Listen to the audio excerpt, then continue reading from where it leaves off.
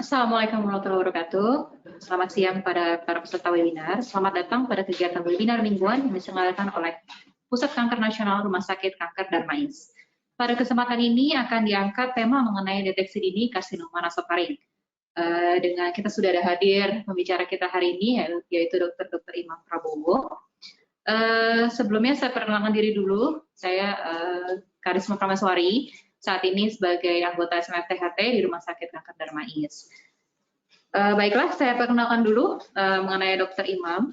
Dr. Imam Prabowo, spesialis THTKL, konsultan FICS, menyelesaikan pendidikan kedokterannya pada tahun 2000 di Universitas Trisakti, kemudian melanjutkan spesialis THT-nya di Universitas 11 Maret, lulus pada tahun 2009, dilanjutkan dengan konsultan onkologinya konsultan onkologi THT pada tahun 2016 dan kemudian menyelesaikan doktoralnya di Universitas Brawijaya Malang lulus pada tahun 2017. Beliau sebelumnya bekerja di RSUD Muwardi Surakarta sampai 2019, kemudian 2019 melanjutkan di Rumah Sakit Kanker Darmais. Sebelumnya saya infokan dulu bahwa materi dapat di-download di website resmi RSKD yaitu darmais.co.id. Baiklah, kita bisa masuk ke materi, Dok. Silakan. Saya persilakan kepada Dr. Imam untuk melanjutkan materi. Silakan, Dokter. Baik, terima kasih Dr. Karisma. Assalamualaikum warahmatullahi wabarakatuh. Mudah-mudahan suara saya dengar ya. Selamat siang semuanya. Kita berjumpa lagi dalam sharing dengan topik yang mungkin lebih populer ya, artinya dengan diagnosa dini dan bagaimana manajemen tentang karsinoma nasofaring.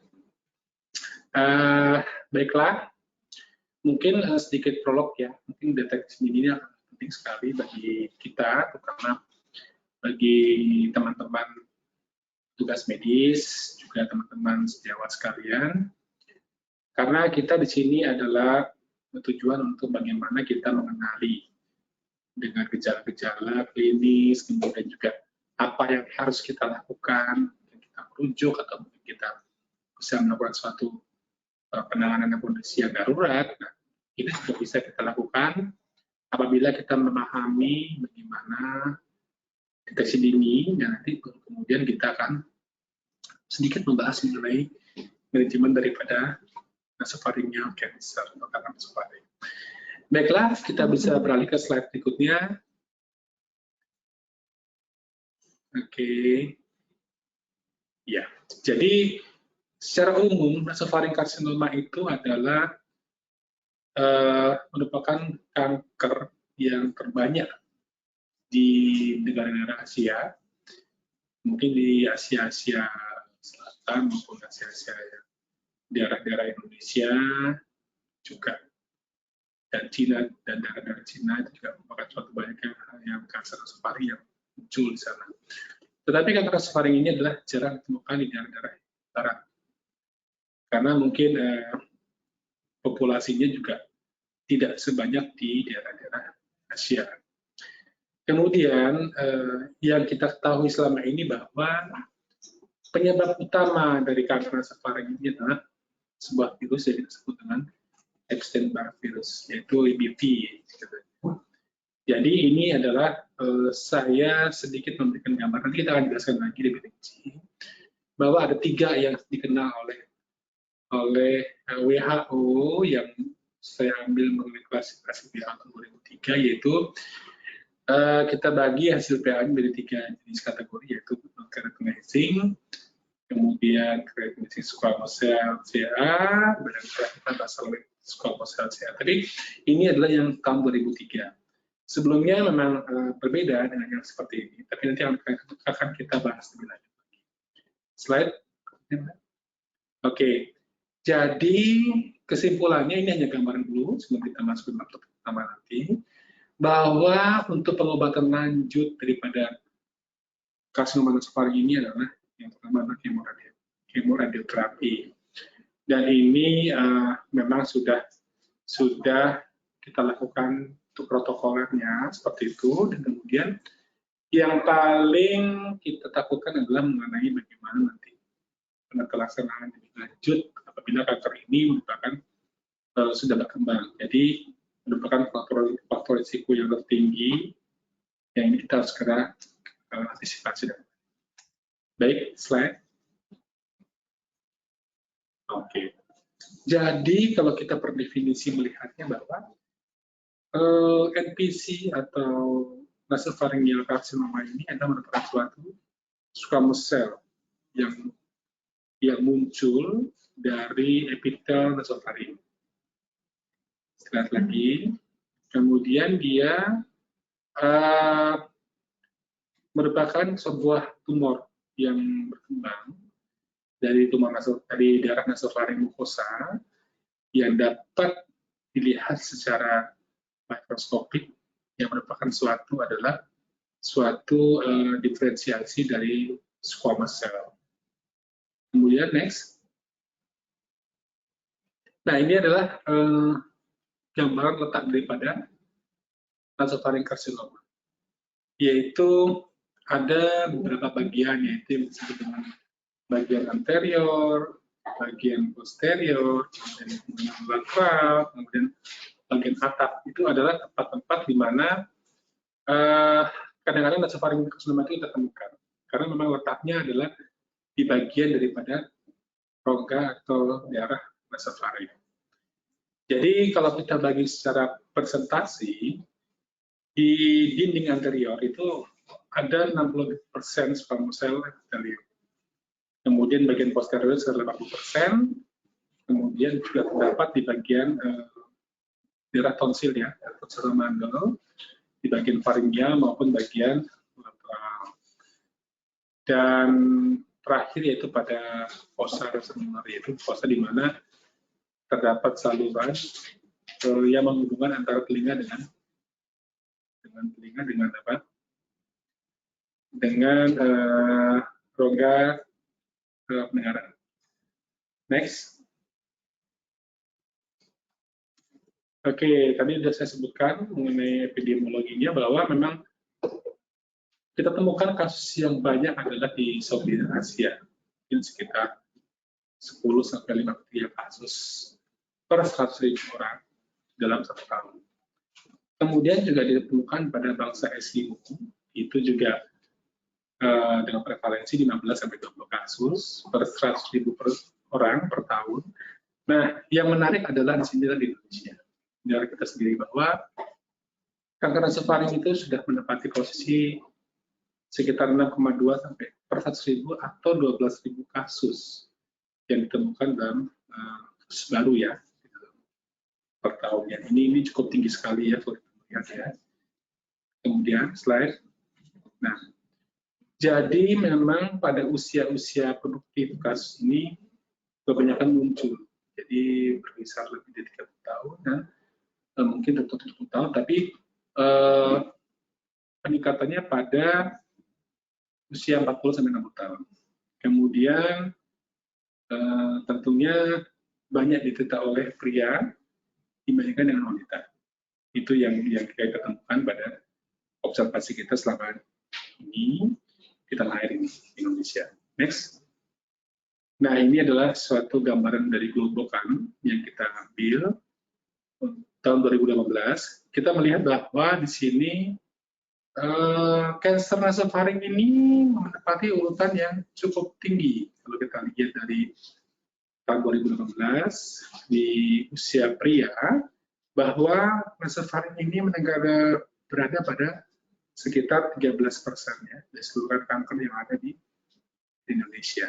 Kemudian kalau kita lihat mengenai gambaran keseluruhannya, kanker nasofaring ini juga menempati urutan kelima sebenarnya.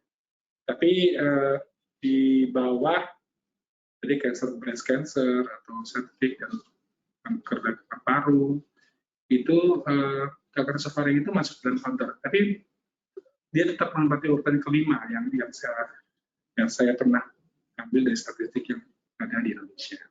Next. Nah, mungkin dahulu kita sering mendapat informasi bahwa penyebab etiologi atau penyebab utama daripada kanker ini adalah adanya faktor nitrosamin atau yang lebih terkenal dengan ikan asin, zat yang terdapat dalam ikan asin.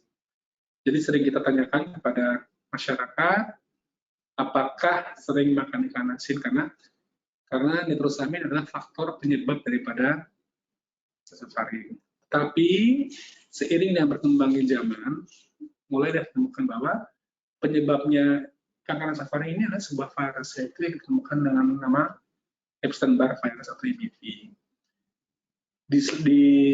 Selain daripada faktor genetik dan faktor etnik itu, serta tidak terlepas dari faktor lingkungan.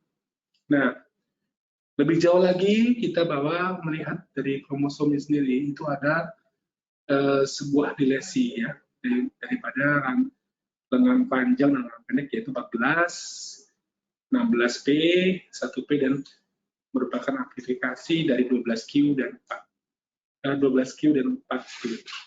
Nah, oke, lanjut, nggak apa, betul, udah pas. Jadi kita sekarang masuk ke dalam apa yang kita sebut dengan early deteksi. Nah, pertama kali kita melihat bahwa karsinoma nasofaring itu memiliki gejala-gejala, baik gejala awal maupun gejala yang lanjut. Gejala awal kita pertama kali bagi menjadi gejala hidung atau gejala telinga, kemudian gejala lanjut adalah gejala pembakaran benjolan pada leher, kemudian juga ada manifestasi daripada gejala saraf. Nah, ini yang teknik kita bahas lebih lanjut. Baik, next slide. Nah, pada gejala awal tentunya kita bisa melihat bahwa seseorang itu sering sekali munculnya mimisan.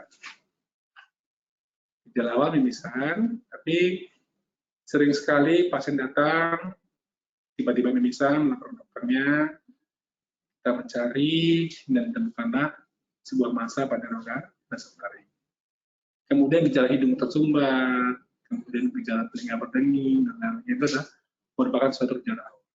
Tapi yang kita khawatirkan adalah pasien datang ke tempat praktik seorang dokter itu biasanya dengan gejala yang lebih lanjut.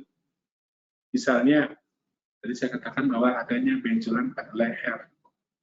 Nah, benjolan pada leher ini, pasien datang 70-90% itu adalah merupakan dari gejala daripada kanker nasofaring. Cuma kita kadang-kadang mungkin tidak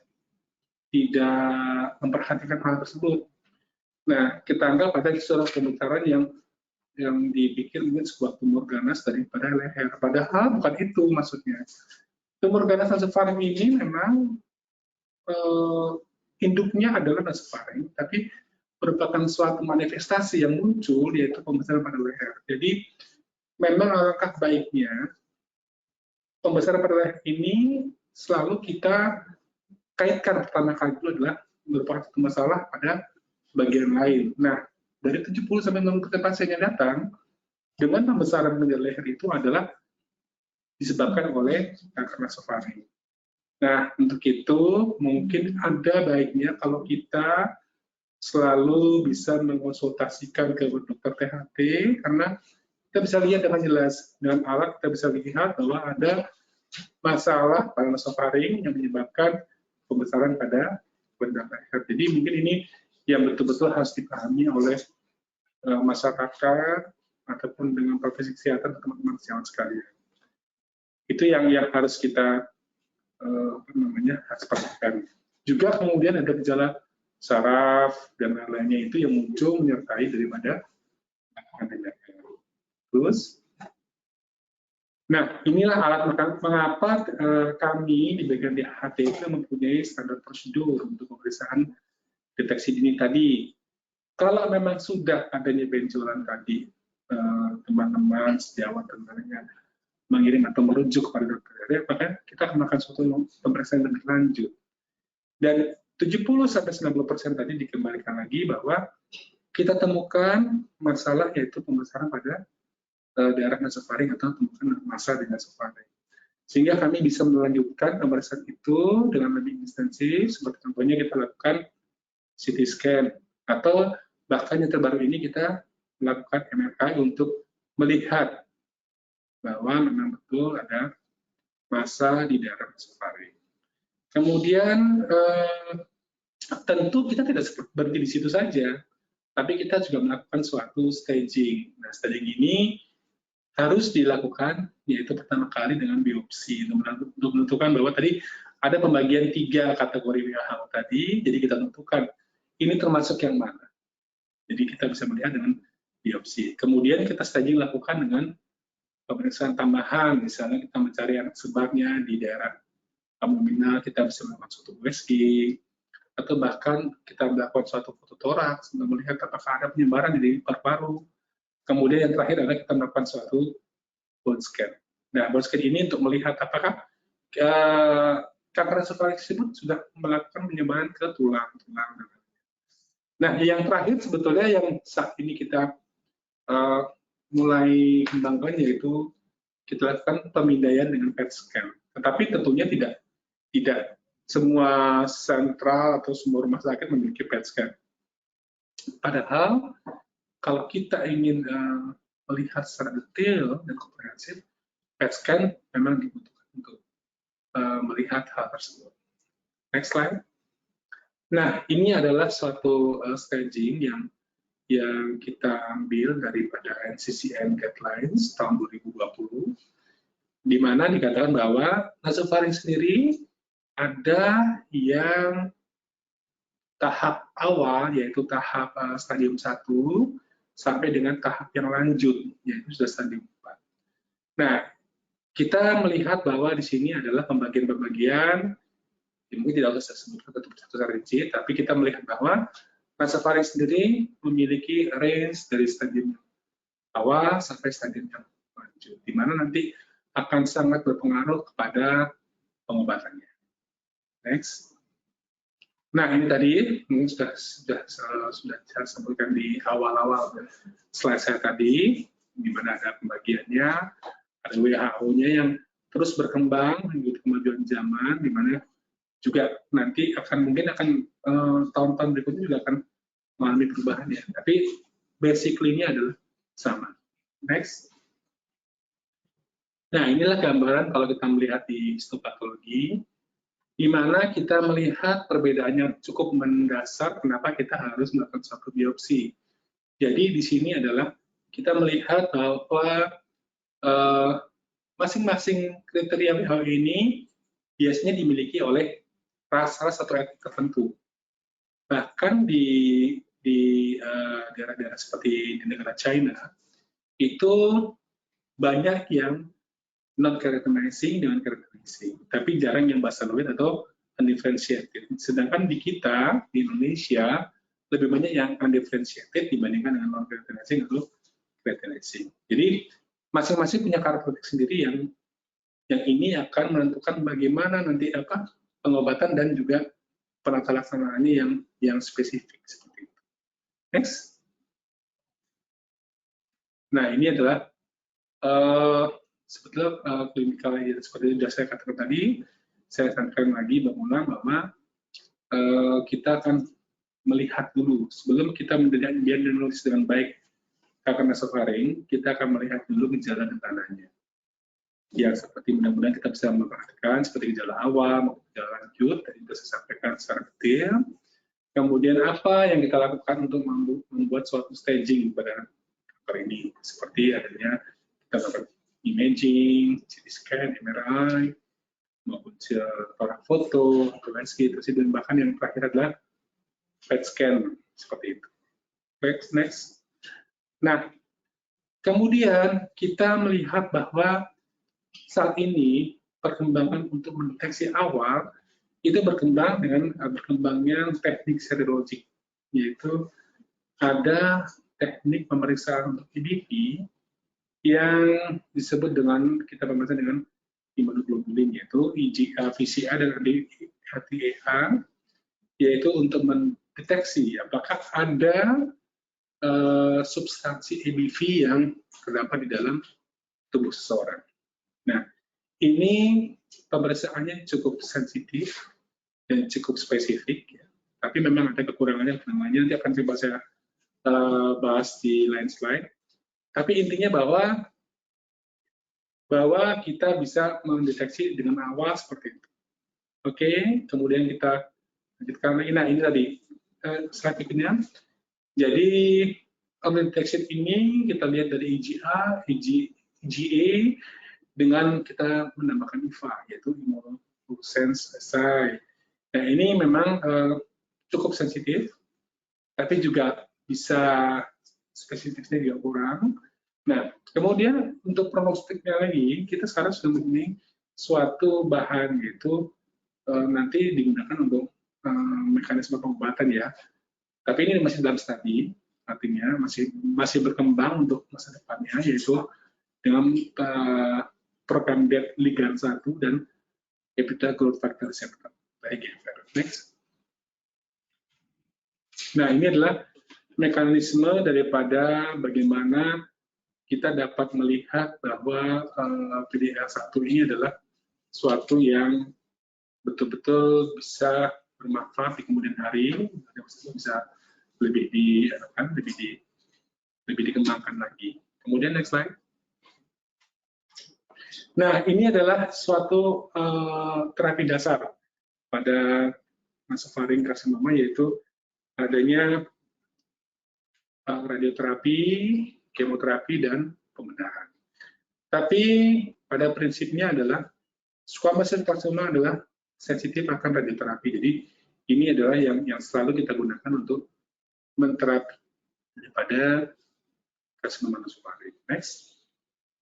Nah, kalau responnya kita bagi dalam beberapa kategori seperti complete respon, partial respon, progresif, kemudian stable disease. Nah, ini adalah suatu mekanisme kita untuk kita bisa melihat bagaimana hasil dari pengobatan yang kita lakukan selama ini. Jadi ini juga menentukan bagaimana daripada kualitas hidup seorang penderita. Dengan melihat daripada 4 tahap ini, kita bisa melihat bagaimana nanti angka harapan hidup bagi seorang penderita dia daripada responnya tersebut. Next slide. Nah, ini hanya prognostik faktor. Berarti kalau kita lihat sekarang, apabila kanker nasofaring ditangani pada stadium 1 atau stadium awal, tentu angka peluang hidupnya dalam 5 tahun itu akan sebesar 76,9%. Sedangkan pada tahap akhir itu hanya 16,4%. Next slide. Nah, ini hanya gambar radioterapi bagaimana mereka bekerja. Jadi apa yang diberikan kurang lebih seperti ini. Ada 63 sampai 74 gray, kemudian ada juga yang namanya konkomitan radioterapi, ini juga bisa diberikan pada penderita nasofaring. Next slide. Nah, ini adalah suatu sedikit saya sampaikan bahwa pada saat radiasi itu ada efek samping yang sering dikeluhkan oleh penderita, yaitu mulut terasa kering karena efek daripada sinar sendiri yang menyebabkan mulut terasa kering sehingga menyebabkan suatu inflamasi yang kadang-kadang ini yang agak lama, tapi kita bisa untuk kita coba dengan pengobatan, dengan latihan, dengan rehabilitasi untuk memulihkan biasanya dasar yang agak kering ya, seperti itu. Next slide. Nah, ini kemoterapi. Nah, kemoterapi juga tentunya nanti ada bagian sendiri yang akan lebih paham ya tentang kemoterapi. Tapi hanya saya sampaikan sedikit saja bahwa kita juga menggunakan sarana kemoterapi untuk terapi. Next slide. Nah, ini imunoterapi. Sebelum saya berakhir satu slide ini, bahwa kanker nasofaring ini adalah suatu studi yang berjalan. Dulu kita mengerjakan dan selalu senang melihat bahwa kanker nasofaring itu dilihat dari penyebabnya apa. Kemudian kita mulai belajar tentang bagaimana biomekanisme atau biomolekuler daripada nasofaring itu sendiri. Jadi kita mulai belajar mengenai biomolekuler. Kemudian mulai masuk ke saat ini. Saat ini kita berusaha untuk bagaimana kita membuat suatu vaksin daripada EBV. Tapi ini masih dikembangkan. Ya, kita belum bisa untuk menemukan suatu vaksin yang dapat atau viable digunakan untuk umum atau untuk yang masyarakat luas. Nah, itu adalah tantangannya ke depannya. Ke depannya bagaimana kita melakukan suatu teknik vaksin ataupun kita melakukan suatu teknik imunoterapi yang mungkin dikombinasikan dengan modalitas yang kita punya seperti kemoterapi atau radioterapi, atau bahkan mungkin kita bisa melakukan suatu implan atau kita bisa melakukan suatu modified pada stem cell. Nah ini kita harus mungkin masa depan yang akan bisa menjawab seperti itu sehingga kita bisa mengurangi faktor resiko ataupun kita bisa mengurangi atau meningkat waktu daripada pengobatan yang selama ini yang memakan waktu yang cukup lama. Mungkin next slide. Jadi itu adalah yang saya bisa sampaikan secara global, bagaimana kita bisa mendeteksi dini, kita bisa membuat suatu analisa yang baik, kita bisa melakukan suatu rujukan juga yang baik. Jadi ini adalah suatu cara dari kita untuk dapat memberikan yang terbaik dalam pengobatan ataupun dalam menangani masalah kanker nasofaring ini, terutama bagi masyarakat yang membutuhkan. Dan ini masih banyak sekali yang menjadi PR bagi kami untuk bisa melaksanakan hal itu. Mungkin ini saya kembalikan. Terima kasih atas waktunya.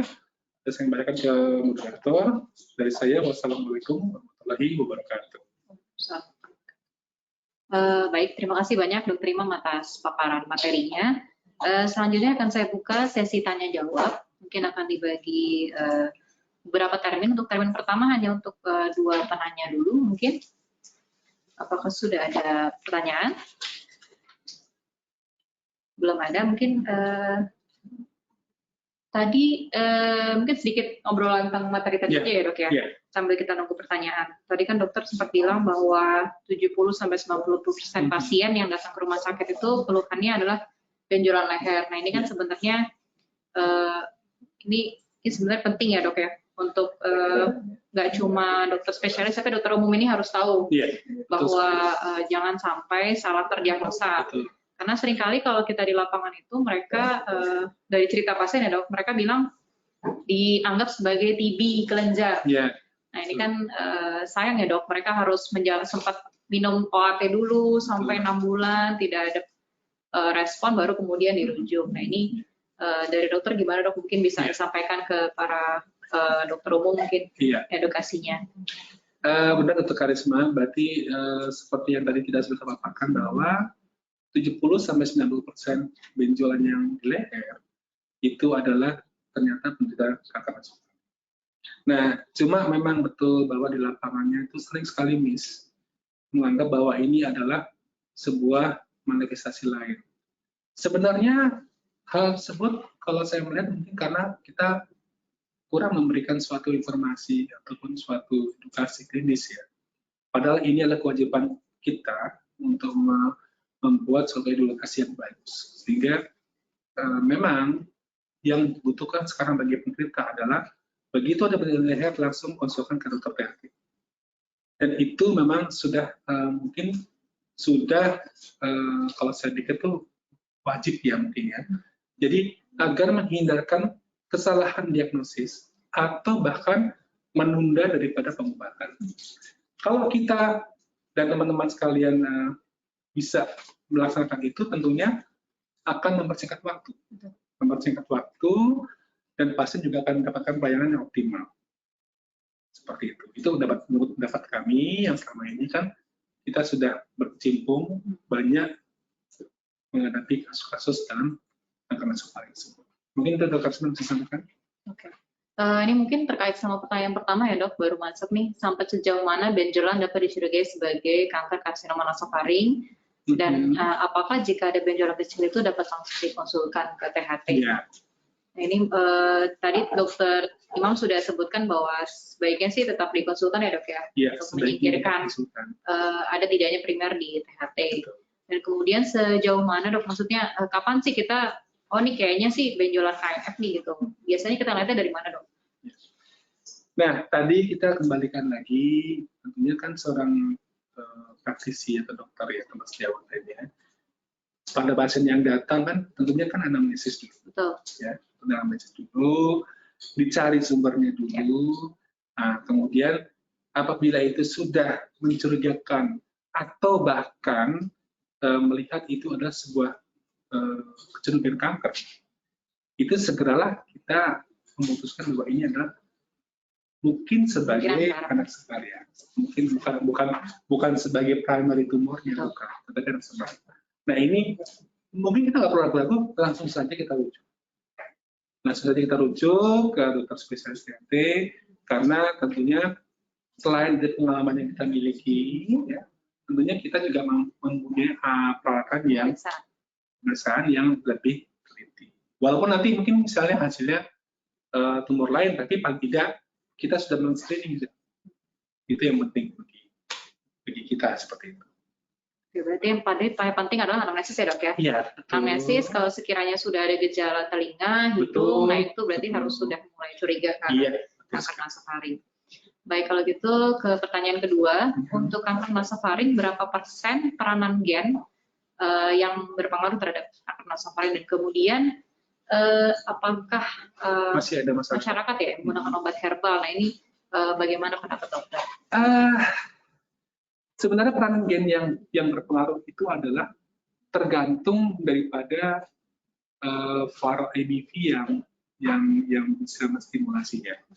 Jadi tentunya kita sebagai masyarakat Indonesia sudah sejak mungkin sejak kecil ya, itu sudah mengandung atau terkena daripada viral ABV. Tetapi virus ABV ini dia tidak akan menjadi aktif atau tidak akan berulah kalau misalnya tidak ada faktor atau pemicunya. Nah, peranan gen tadi memang cukup besar, artinya begini, pada gen-gen mongoloid ya, mongoloid itu dia memiliki bahkan kurang lebih 40% gen yang akan bisa mengaktifkan daripada kanker nasofaring.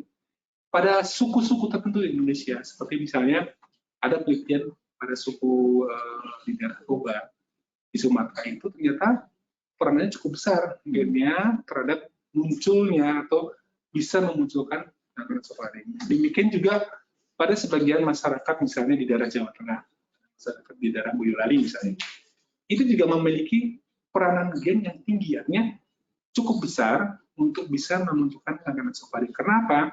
Karena ternyata dari pola hidupnya, dari pola environment-nya itu, dan pola peran masyarakat di sekitarnya itu juga menunggu. Jadi memang faktor dari environment dan dari lingkungan tadi adalah sangat mendukung untuk gen tadi berekspresi sehingga mengalami mutasi.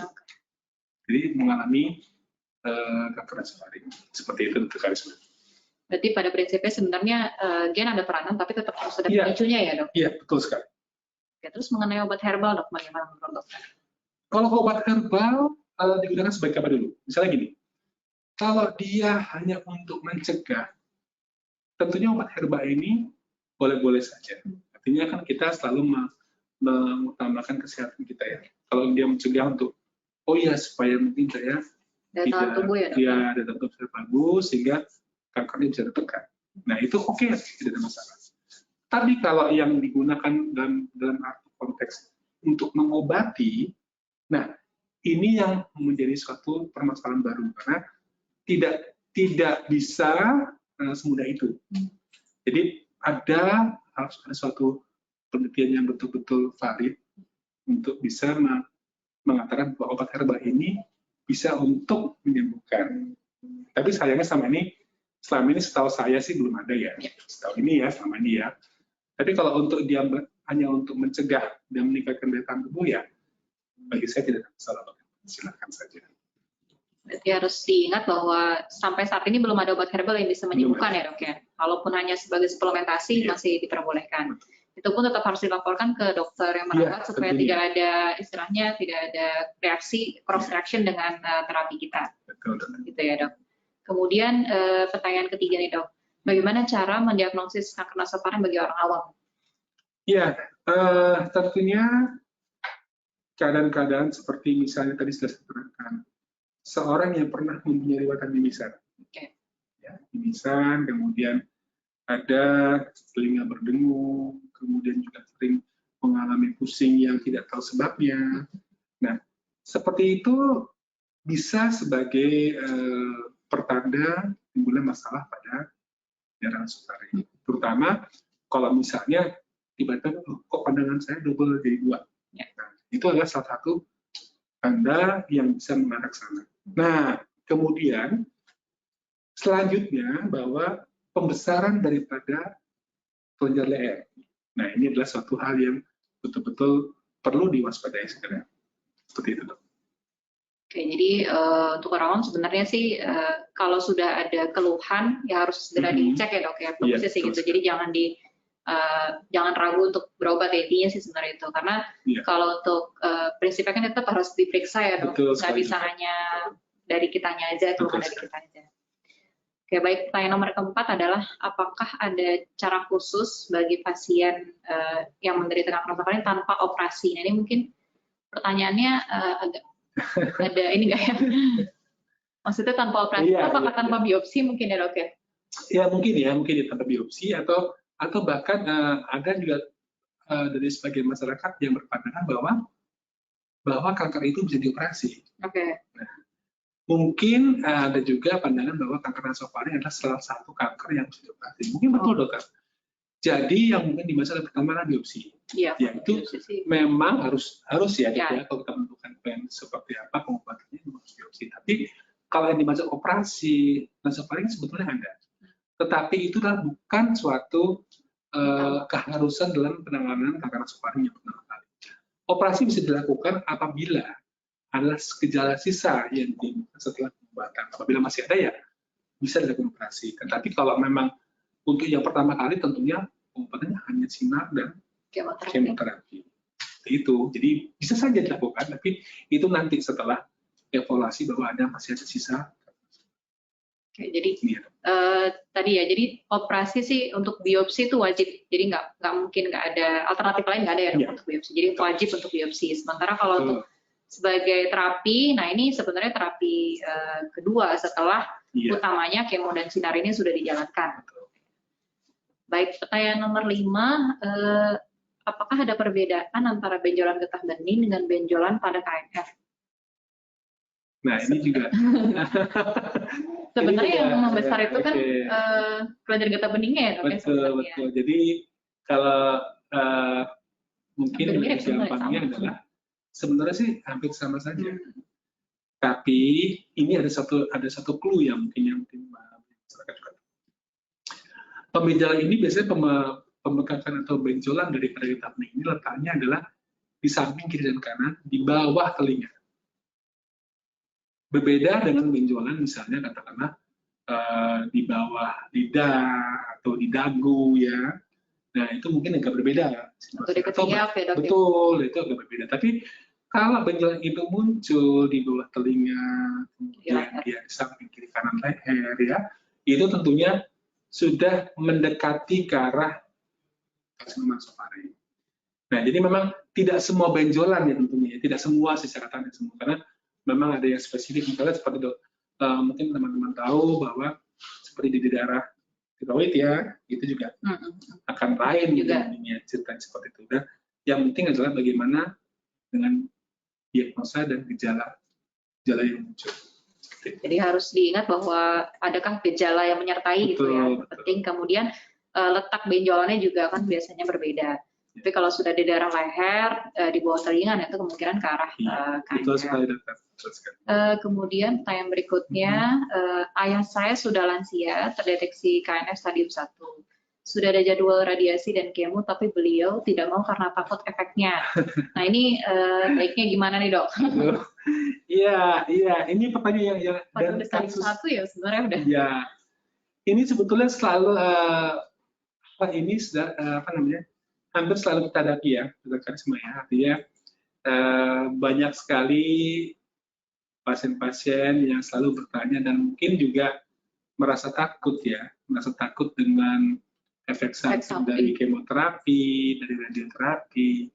Nah, tetapi sebenarnya adalah efek samping itu tidak akan melebihi daripada risiko daripada kanker nasofaring itu sendiri. Kalau tidak diobati ya, Dok? Nah, akan lebih berat kalau tidak diobati dibandingkan dengan diobati. Padahal sebetulnya dalam efek samping radioterapi dan kemoterapi itu tentunya ada pengobatannya atau ada namanya mekanisme sendiri. Jadi tentunya dengan pemberian radioterapi yang tepat, pemilihan obat kemoterapi yang tepat, tentunya akan menghindarkan efek samping yang berat. Walaupun kami tidak bisa mengatakan bahwa tidak ada efek samping. Tentunya ada efek samping, tetapi dapat diminimalisir, dapat diminimalkan sesuai dengan kebutuhan daripada pengobatan itu sendiri. Nah, jangan takut saat saya, tapi justru malah kita usahakan untuk kesembuhan Bapak, ya, karena kami berusaha untuk kesembuhan Bapak dan juga untuk kualitas hidup Bapak yang akan lebih baik kalau Bapak menjalani pengobatan kanker nasofaring. Seperti itu, Dok. Jadi sih sebenarnya dokter sudah tahu ya, Dok, maksudnya kita sudah bisa memprediksi efek sampingnya dan pasti sudah ada obat-obatan untuk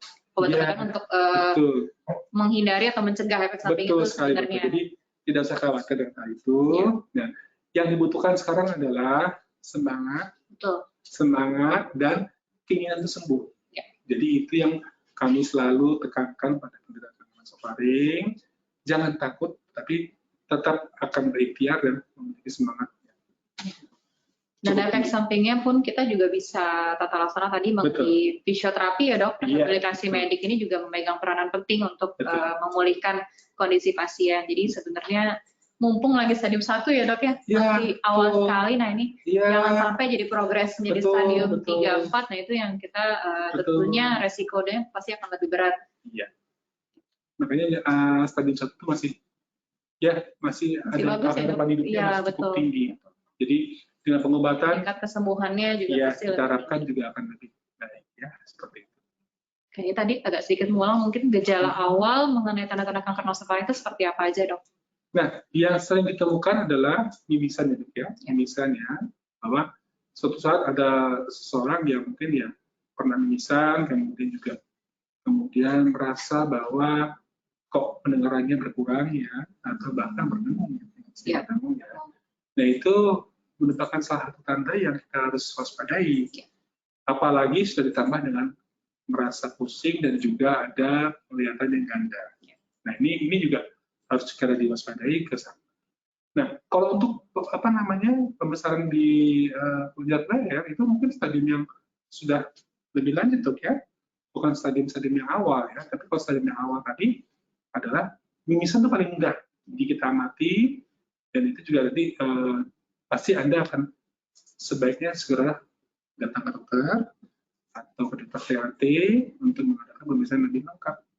Itu, Dok, ya. Oke, mungkin saya tambahkan bahwa sebenarnya gejala ini kuncinya adalah dia terus-menerus ya, Dok, dan berulang. Betul. Jadi kalau misalnya mungkin hanya sekali dalam 5 tahun mungkin nggak seperti itu ya. Tapi kalau misalnya sebulan beberapa kali, kemudian dirasakan gejalanya makin berat, nah itu mungkin yang harus kita waspadai. Kemudian pertanyaan berikutnya nih, apakah pasien kanker nasofaring sebelum dilakukan kemo ataupun operasi boleh mendapatkan vaksin mengingat usianya sudah di atas 60 tahun? Memang ada, saya baca dalam beberapa artikel itu, memang ada pro dan kontra. Tetapi alangkah baiknya kalau penderita kanker nasofaring sebelum dilakukan kemoterapi atau operasi lah katakanlah, yaitu memang menunda vaksinnya. Karena masih ada progresivitas kanker yang belum diatasi. Sedangkan kita tahu bahwa kebanyakan dari penderita kanker, baik itu kanker nasofaring atau bukan, itu adalah mengalami gangguan daripada imunitas. Ya, Dok. Jadi imunitasnya turun sehingga mungkin akan menambah risiko terhadap efek samping daripada vaksinasi. Mungkin alangkah baiknya kalau memang penderita nasofaring itu sudah dilakukan pengobatan, kemudian dalam masa evaluasi mungkin vaksinasi diperbolehkan. Ya. Tapi kalau sebelum itu, apalagi belum dapat pengobatan, ya sebaiknya memang ditunda. Apalagi sudah usianya sudah 60 tahun. Ya. Gitu. Berarti untuk pasien-pasien yang sudah dinyatakan bersih ataupun komplit Ya, respon boleh ya dok ya? silakan. Kalau masih dalam pemantauan masih belum ya dok ya? Iya, silakan. Sebaiknya ditunda dulu. Seperti itu. Apakah masih ada pertanyaan berikutnya?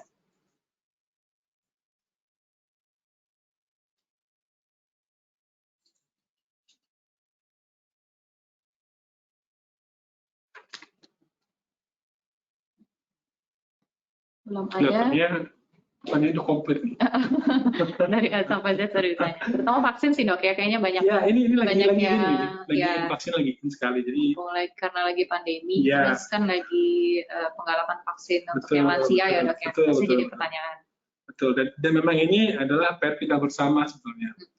Jadi mudah-mudahan sih dengan berlalunya pandemi ini kita akan lebih lebih bisa berkonsentrasi lagi dalam treatment untuk penderita kanker ya, terutama kanker nasofaring ya.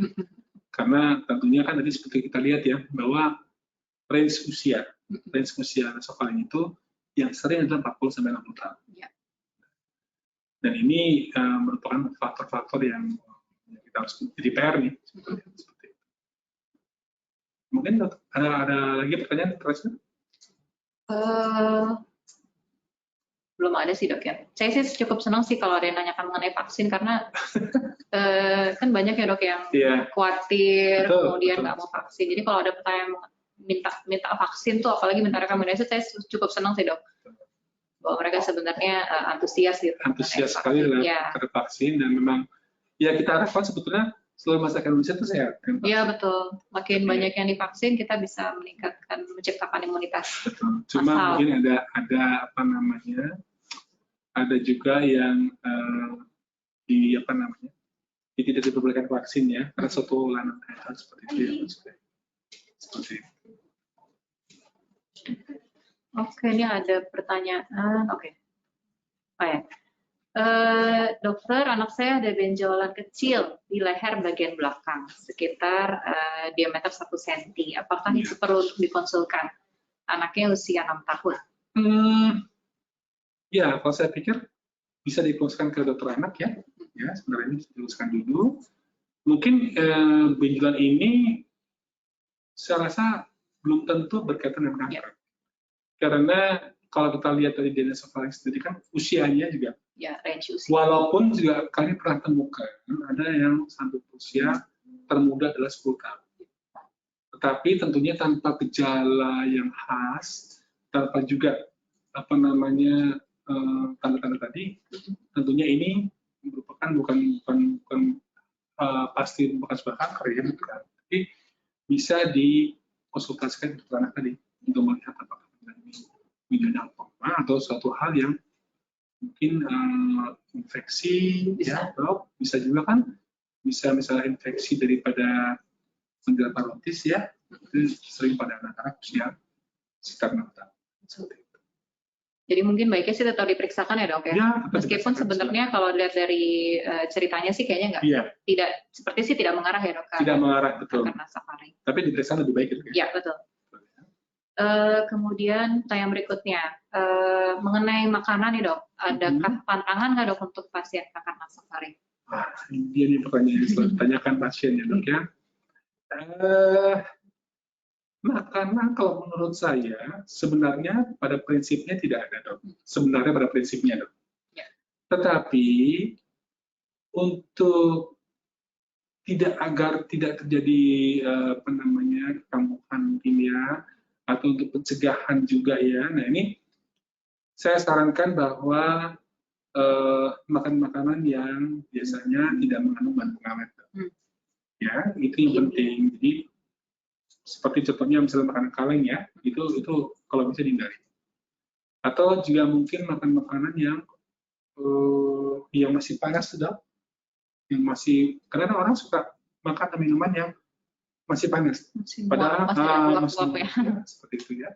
Itu juga bisa dihindari dulu. Memang lebih baik hangat tidak apa-apa, tapi tidak dalam kondisi panas. Terutama sup ya dok ya, ada juga makanan yang sup ayam itu kok yang panas gitu. Nah itu juga, atau nasi yang panas yang bau di meja kan. Nah, itu juga merupakan suatu hal yang sebaiknya dihindari, Dok. Karena tentunya akan lebih baik dikonsumsi dalam kondisi-kondisi yang hangat atau dingin. Nah, kemudian tadi, Dok, seperti yang kita sudah kemukakan tadi, ikan asin, Dok. Anda suka pakai ikan asin ya? Banyak yang masyarakat bisa suka ikan asin ya. Nah, itu yang kita harus hindari nih, ikan asin. Tapi kalau lain-lainnya, selagi makanan tersebut bisa dikonsumsi untuk menambah nilai gizi, itu silakan dikonsumsi seperti itu.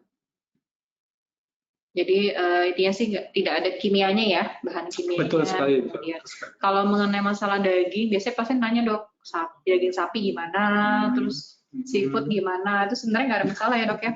Boleh, Dok, boleh silakan. Tapi saya tekankan juga, Dok, alangkah baiknya kalau daging sapi ya, Dok ya, itu benar-benar daging yang sudah dimasak dengan baik. Okay. Ya, kadang-kadang ada daging yang mungkin daging stick ya, daging bakar ya, itu masih merah dan masih setengah matang, itu sebaiknya dihindari. Makan makanan yang sudah matang sehingga itu lebih safe dan lebih aman untuk kita. Oke, ada pertanyaan lagi mungkin? Ini enggak ada yang udah cukup? Kita masih ada waktu sekitar 8 menit lagi ya sepertinya. Kalau ada yang mau bertanya, boleh langsung diketikkan di chat. Atau mungkin ada yang mau langsung bertanya, sebenarnya bisa kan ya langsung bertanya? Bisa sih. Kalau mungkin ada yang mau langsung bertanya, bisa. Iya. Supaya suaranya kedengeran ya, Dok. Iya, oke. Tapi sekalian kita menunggu ya, kita mungkin sedikit bincang-bincang dulu. Jadi memang kanker nasofaring ini adalah masih peringkat ke-5 ya, Dok ya. 5 tertinggi di Indonesia. Nah, untuk itu mungkin kita perlu mengajak masyarakat untuk lebih sadar, lebih aware ya, lebih aware untuk segera melakukan atau misalnya bisa mendeteksi dini di dalam lingkungan kecil, misalnya dalam keluarga ya, dalam keluarga, apabila mungkin ada gejala-gejala yang tadi saya sampaikan, itu bisa segera langsung berobat. Jadi jangan takut apapun, jangan mungkin mendengar informasi dari internet lah, mungkin dari kerabat, teman-teman lainnya yang mengatakan bahwa oh itu bukan kanker, oh itu kalaupun kanker harus minum ini, harus ke sana, harus sini. Itu mungkin menjadi suatu hal yang sering terjadi pada masyarakat kita. Nah, padahal mungkin dengan peningkatan kesadaran tadi, apabila ke dokter dan ditemukan dengan stadium yang awal, tentunya keberhasilan pengobatan akan jauh lebih berhasil, tinggi dibandingkan dengan datang langsung bilang, Dok, ini kok benjolannya gede banget, makin lama makin besar. Nah, tentunya itu akan menambah menambah penderitaan, juga menambah nanti resiko daripada kanker itu sendiri maupun juga dalam pengobatan. Tapi jangan takut untuk berobat. Ini adalah seperti itu. Tadi sudah ada suara yang masuk? Atau mungkin ini, Dok, mengenai kita harus edukasi mengenai biopsi leher, Dok. Gimana, Dok? Ya, tentunya begini. Konsensus kita di dalam bidang keilmuan THT bahwa kita harus mencari adalah bukan anak sebar. Dimanapun bisa sama ya dengan disiplin ilmu yang lainnya, bahwa kita itu berusaha mencari adalah induknya. Apalagi kita tahu selama ini dengan benjolan yang besar, dengan gejala klinis yang sudah pasti, ya dong, itu adalah merupakan 70-90% tadi saya katakan dalam nasofaring karsinoma. Nah, alangkah mungkin menjadi suatu hal yang keliru kalau kita itu mengutamakan mungkin dengan leher dulu, ya. Jadi artinya kita misalnya, oh ini kita lihat atau kita mungkin tolong teman sejawat mengatakan bukan nggak apa, kita lihat lagi anak sebarnya apa, kita lihat kemudian di sini apa. Nah, itu mungkin sebaiknya dihindari, karena bagaimanapun juga nanti kalau memang misalnya ada hasil yang hasil yang katakanlah merupakan anak sebar itu harus 2 kali kerja. Ya. Ya, 2 kali kerja. Dia juga akan menambah nanti penderitaannya. Nah, seperti ini memang harus diberitakan sejak awal, ya, sejak awal, sedini ya. Jadi kita bisa masing-masing bisa sharing. Oh, bahwa yang terpenting adalah mencari induknya, bukan mencari anaknya. Anaknya akan percuma karena dengan hasil anaknya juga kita tidak bisa melakukan pengobatan yang optimal. Kalau induknya sudah pasti bahwa ini adalah yang tepat sasaran, jadi pengobatannya pun juga tepat sekali, seperti itu. Nah, makanya jangan ragu untuk ke dokter THT, karena kita sudah punya pengalaman yang cukup ya dok ya, sangat cukup pengalaman kita, kemudian kita juga bisa istilahnya melihat secara langsung visual, karena kita juga ada alat pendukungnya dok, kemudian kita juga bisa menata laksana dengan bekerja sama dengan sini yang lain untuk pengobatan daripada khususnya kanker nasofaring. Seperti itu.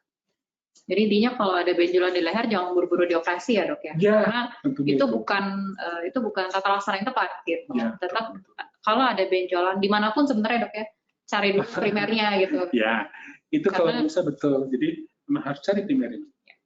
Ya, prinsipnya itu. Jadi ini harus harus diedukasi juga ke masyarakat juga, kemudian ke teman-teman sejawat bahwa jangan buru-buru langsung diangkat loh, karena sebenarnya bukan itu pengobatannya. Tadi sudah ada yang masuk ya, kalau nggak salah. Silakan mungkin.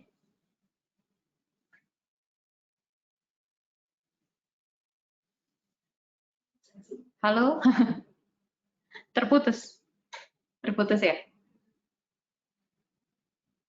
Kalau gitu ini ada pertanyaan lanjutan ya, kalau nggak salah, terkait penundaan pemberian vaksin terhadap pasien kanker nasofaring. Nah, ini kan mengingat akan dilakukan operasi, mungkin biopsi kali ya dok ya. Oh, yang dilanjutkan dengan kemoterapi yang prosesnya akan memakan waktu yang lama dan kemudian di mana kondisi pasien mungkin akan menurun. Apakah tidak lebih baik diberikan terlebih dahulu sebelum tindakan operasi dan kemo tersebut? Iya, memang dok ada penelitian yang mengatakan bahwa untuk penderita kanker sebelum dilakukan pengobatan itu memang tidak dianjurkan untuk pemberian vaksinasi. Mengingat efek samping yang belum diketahui secara pasti. Nah, memang sih kalau kita melihat pemberian vaksin ini kan tentunya harus ada bukti atau pelaporannya. Dan memang penelitian yang mendukung. Betul. Nah, kalau kami melihat bahwa kalau bisa diberikan sekarang ini kan tentunya masih banyak kemungkinan yang muncul nanti. Apalagi kita belum tahu bagaimana dengan status imunitas dari penderita. Kalau memang sudah diyakinkan bahwa status imunitas baik, seperti misalnya pasca pengobatan persetujuan sudah dinyatakan dengan sembuh, nah itu tentunya akan lebih aman. Jangan khawatir karena pemberian vaksin ini kan masih berlangsung lama. Bukan hanya selesai bulan depan, tidak. Tentunya akan masih bertahap, masih butuh waktu tahunan ya, masih banyak sekali yang harus dikerjakan untuk pemberian vaksin. Jadi jangan khawatir. Mungkin sebenarnya khawatirnya adalah kan imunitasnya turun nih sebenarnya, kemudian maksudnya rentan terhadap terkena COVID. Nah, ini yang paling penting adalah yang digalakkan oleh pemerintah, yaitu yang 5M itu sebenarnya. Menggunakan masker, kemudian rajin cuci tangan, kemudian jaga jarak, hindari kerumunan. Nah, itu yang itu sebenarnya cukup ya dok ya untuk menghindari COVID. Sebenarnya jangan berpatokan bahwa dengan divaksin pasti tidak akan terkena COVID, belum tentu. Itu hanya salah satu upaya pencegahan kita juga sebenarnya. Jadi tidak perlu khawatir bahwa kalau tidak melakukan vaksin maka pasti akan kena beban juga, belum tentu juga. Tapi itu harus diingat yang mana yang lebih prioritas, dan tadi juga sudah disebutkan oleh Dr. Imam bahwa kita belum tahu nih efek sampingnya. Kalau misalnya pada pasien yang sedang menderita ini seperti apa, kita belum tahu. Jadi baiknya sih sementara tetap ditunda ya dok ya. Anjuran kami seperti itu ya. Ini ada pertanyaan berikutnya. Oke. Ayah saya kanker nasofaring stadium 4, awal-awalnya sebelumnya gejala yang muncul adalah cegukan sampai 2 minggu. Itu bagaimana ya dok? Apakah nggak apa-apa ya dok? Sampai sekarang sudah kemo kelima dan cegukannya kembali lagi. Lalu sudah mendapatkan obat dengan dosis 1/4, tapi cegukannya tetap nggak hilang. Apakah boleh dinaikkan atau tidak? Ya, tentunya cegukan ini adalah masalah yang kita temukan di klinis ya dok ya. Jadi ada, apalagi sudah stadium yang sudah lanjut ya, stadium 4 ya. Kadang-kadang memang ditemukan adanya gangguan pada sistem pencerahannya. Kadang-kadang tumor itu sudah masuk jauh ke dalam daerah otak ya dok ya. Ini sudah masuk ke intrakranial ya. Sehingga sangat mungkin terjadinya manifestasi atau gejala seperti cekukan nanti. Ya memang dok, kita selalu berusaha untuk menekan dari respon daripada neurologik itu, dari persarafannya, salah satunya dengan pengobatan atau dengan obat CBZ. Iya, chlorpromazin CBZ. Dan itu kalau saya rasa ini dosisnya masih cukup kecil dok ya, 1/4 ya. Nah, tapi tentunya kita harus lihat dulu dok, karena kita tidak boleh sembarangan menaikkan dosis. Betul. Ini kayaknya harus tanyakan ke dokter yang memberikan ya dok ya. Iya, tentunya ini mungkin dokternya ada dokter neurologi ya dok. Betul, harusnya sih. Biasanya sih yang kayak gini dokter saraf ya dok. Iya, dokter neurologi ya. Jadi kita tuh harus hati-hati memberikan atau meningkatkan dosis daripada CBZ itu. Jadi belum mungkin sekarang diberikan dosis itu karena dirasa dengan dosis itu sudah cukup ya. Tapi kalau memang misalkan belum atau mungkin dibutuhkan dosis yang lebih tinggi, tentunya harus kita konsultasikan dulu. Konsultasikan kepada dokternya supaya jangan sampai nanti ada efek samping lain yang muncul. Seperti itu. Jadi sepertinya perlu ditanyakan juga ke dokter saraf, mungkin ada yang memberikan. Kalau dari kita sih tidak ada rekomendasi dinaikkan atau gimana ya. Kita belum bisa merekomendasikan apakah dinaikkan atau bahkan di stop ya dok ya. Iya betul. Oke, mungkin satu pertanyaan lagi terakhir, kita hanya tinggal sisa kurang lebih 1 menit. Saya sejak usia 9 tahun hingga saat ini 27 tahun sudah berkurang pendengarannya, namun hanya satu sisi aja telinga kanan.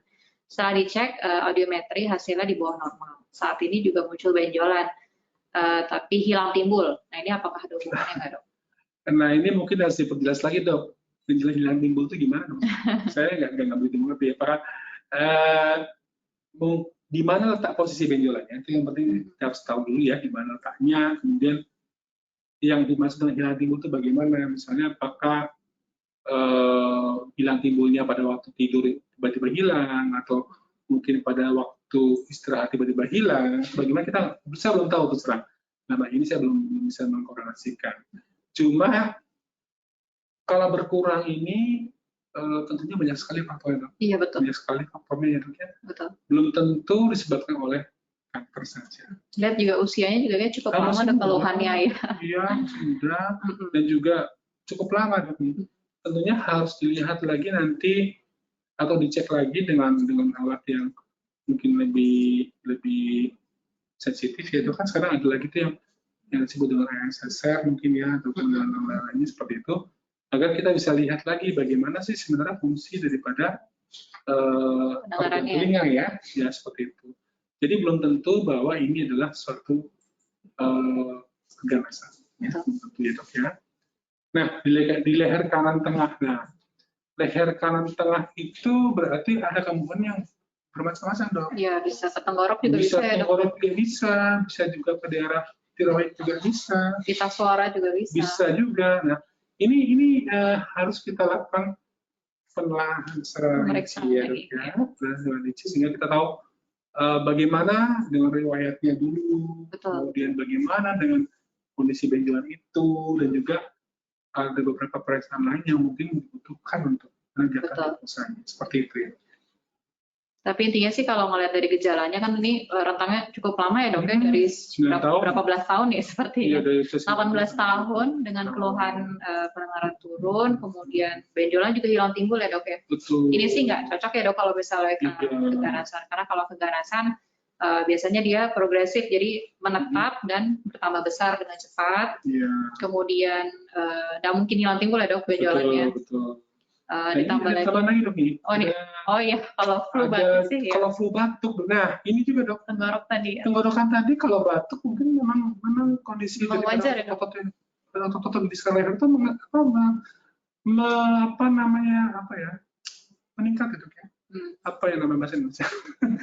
Dia jadi menegang ya. Kalau dia batuk dan kemudian mengejan gitu ya. Bersin itu kan juga menegang ya. Jadi mungkin ada daerah-daerah tiroid yang mungkin penjara mungkin melonjak sedikit keluar apa, sehingga dia kalau memang misalnya kondisi normal dia hilang lagi seperti itu. Nah ini mungkin perlu betul-betul dilihat lagi dong. Kaitannya banyak tentang infeksi kayaknya ya, kalau nggak dari gejalanya. Mungkin ya lebih karena berhubungan sama flu batuk ya. Betul. Baik, mungkin sudah cukup ya dok pertanyaan sesi tanya jawabnya pada siang hari ini. Saya cukupkan sampai di sini mungkin webinar dari Rumah Sakit Kanker Darmais. Saya ucapkan terima kasih kepada seluruh peserta webinar atas waktunya untuk mengikuti kegiatan ini, dan sampai jumpa pada acara webinar berikutnya. Terima kasih. Wassalamualaikum warahmatullahi wabarakatuh.